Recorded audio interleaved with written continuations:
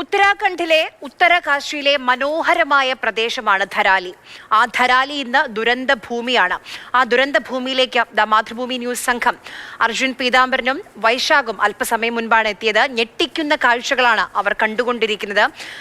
8 ഗ്രാമീണരെ അവിടെ നിന്ന് കാണാതായിട്ടുണ്ട്. മണ്ണിനടിയിൽ മണ്ണ് മാന്തി അല്ലെങ്കിൽ മണ്ണ് മാറ്റിയുള്ളൊരു പരിശോധന, തെരച്ചിൽ അസാധ്യമെന്നാണ് അവിടേക്ക് എത്തിയ ഞങ്ങളുടെ സംഘം പറയുന്നത്. സംഘം ദുരന്ത ഭൂമിയിൽ എത്തിയിരിക്കുകയാണ്, ധരാലിയിൽ എത്തിയിരിക്കുകയാണ്. ഈ കാണുന്നതാണ് ധരാലി ഗ്രാമം.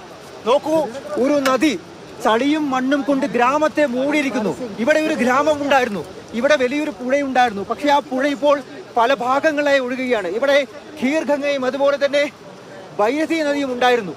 ഇതിന്റെ എല്ലാം അവശേഷിപ്പുകൾ മാത്രമാണ് ഇപ്പോൾ ബാക്കി കിടക്കുന്നത്. വീടുകളെല്ലാം ചളിയിൽ മുങ്ങിക്കിടക്കുന്ന കാഴ്ചകളാണ് നമുക്ക് കാണാൻ സാധിക്കുന്നത്. നമ്മളെല്ലാം നേരത്തെ സങ്കല്പിച്ചതിലും എത്രയോ ഭീകരമാണ്, എത്രയോ ഭയാനകമാണ് ധരാലിയിലെ ഈ നേർക്കാഴ്ചകളെന്ന് ഉറപ്പായും പറയാൻ സാധിക്കും. അതിന്റെ നേർദൃശ്യങ്ങളാണ് മാതൃഭൂമി ന്യൂസിലൂടെ നമുക്ക് എന്തായാലും കാണാൻ സാധിക്കുന്നത്. നോക്കൂ, ഒരു ഗ്രാമം എങ്ങനെയാണ് 10 സെക്കൻഡ് കൊണ്ട് ഇല്ലാതായി പോയത്. വെറും 10 സെക്കൻഡിന്റെ സമയം മാത്രമാണ് ആ ഒരു മിന്നൽ പ്രളയം, ആ ഉരുൾപൊട്ടൽ ഇവിടെ നിലനിന്നത്. അതിൽ ആ നടുഭാഗത്തുണ്ടായിരുന്ന വീടുകൾ നോക്കുക, കല്ലും ഉരുളൻ കല്ലുകളും മണലും ചെളിയും എല്ലാം നിറഞ്ഞ സ്ഥലം കണ്ടോ. അവിടെ ഹോം സ്റ്റേകളുണ്ടായിരുന്നു, ഹോട്ടലുണ്ടായിരുന്നു, വീടുകളുണ്ടായിരുന്നു. അതെല്ലാം തകർന്നു പോയിരിക്കുന്നു. അതിന്റെ ചില ഭാഗങ്ങളിൽ ബാക്കി നിൽക്കുന്ന ഹോം സ്റ്റേകൾ മാത്രമാണ് ഉള്ളത്. ഇവിടെ വലിയൊരു മാർക്കറ്റ് ഏരിയ ഉണ്ടായിരുന്നു, അതൊന്നുമില്ല. വെറും പൊടിപടലങ്ങൾ മാത്രമാണ്. ചെളിയും മണ്ണും കല്ലുകളും മാത്രമാണ് ഇപ്പോൾ അവശേഷിച്ചു കൊണ്ടിരിക്കുന്നത്. ക്യാമറമാൻ വൈശാഖ് ജയപാലൻ ആ ദൃശ്യങ്ങളിൽ നമുക്ക് കാണിക്കുന്നുണ്ട്. നോക്കുക, പുഴ ഇപ്പോൾ കുറച്ചുകൂടി ശാന്തമായിട്ടുണ്ട്. എന്നാലും എത്ര പേര് ഇവിടെ പോയി, എത്ര പേരെ കാണാനില്ല. ആരൊക്കെയാണ് ഈ ചെളിക്കും മണ്ണിനും അടിയിൽ കിടക്കുന്നത് ഒന്നും വ്യക്തമല്ല. 6 മൃതശരീരങ്ങൾ മാത്രമാണ് ലഭിച്ചിരിക്കുന്നത്. അതെല്ലാം തന്നെ എയർലിഫ്റ്റ് ചെയ്തിരിക്കുന്നു ഡെറാഡൂണിലേക്ക്.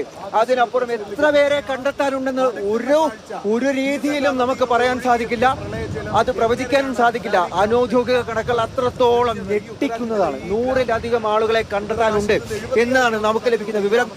പക്ഷേ അത് ഔദ്യോഗിക കണക്കിൽ 60 മുകളിൽ മാത്രമാണ് ഇപ്പോൾ നിലനിൽക്കുന്നത്. ഇങ്ങോട്ട് റോഡ് മാർഗമുള്ള ഒരു രക്ഷാപ്രവർത്തനം അത് എങ്ങനെ എത്തുമെന്ന് വ്യക്തമല്ല. നോക്കൂ, ഇപ്പോൾ സമയം 6:15 കഴിഞ്ഞിട്ടുണ്ട്.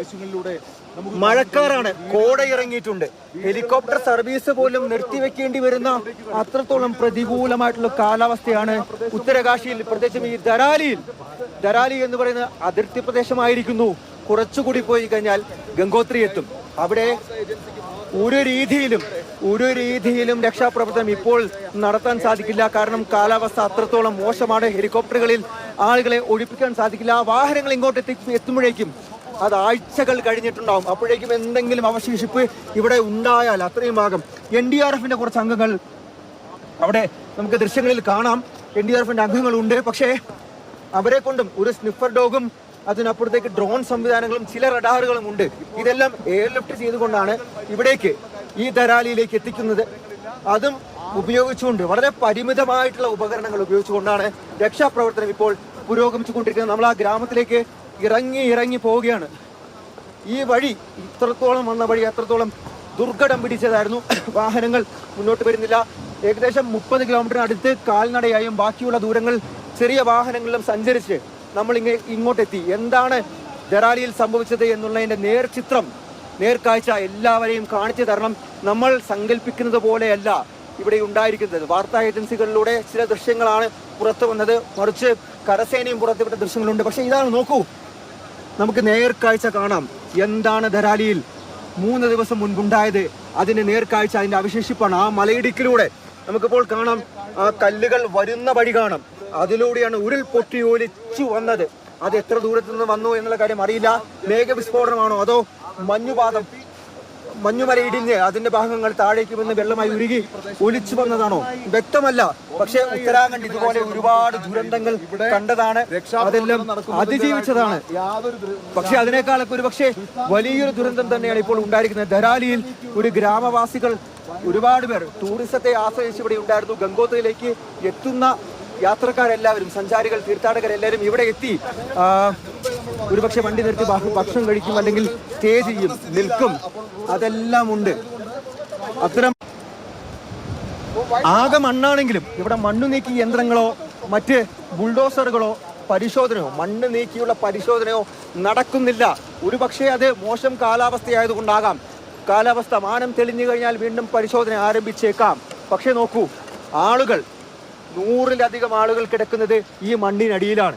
ഒരുപക്ഷെ നമ്മളിപ്പോൾ കാണുന്ന പുഴയിലൂടെ അവർ ഒഴുകി, അവരുടെ ശരീരങ്ങൾ ഒഴുകി മുന്നോട്ട് പോയിക്കൊണ്ടിരിക്കുന്നുണ്ടാകാം. എന്നാൽ ഈ മണ്ണ് നീക്കി വെള്ളത്തിലിറങ്ങിയുള്ള പരിശോധന അത് എപ്പോൾ നടക്കും? നമ്മൾ വയനാട്ടിൽ കണ്ടതുപോലെയുള്ള വലിയൊരു തിരച്ചിൽ രക്ഷാപ്രവർത്തനം എപ്പോൾ നടക്കുമെന്ന് അറിയില്ല.